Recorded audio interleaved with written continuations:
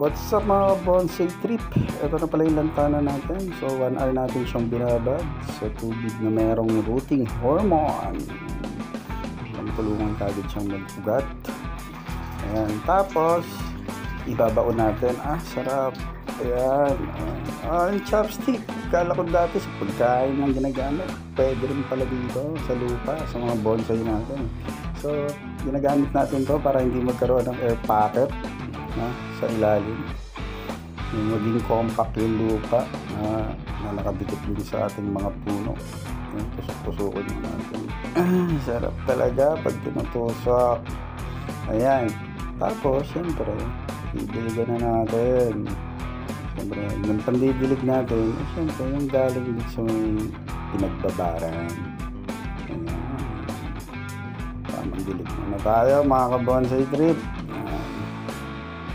Padilig. Pala, big shoutout nga pala sa'yo, Barbie Ganosa. Ayan, shoutout daw. Yeah! Dali na naman!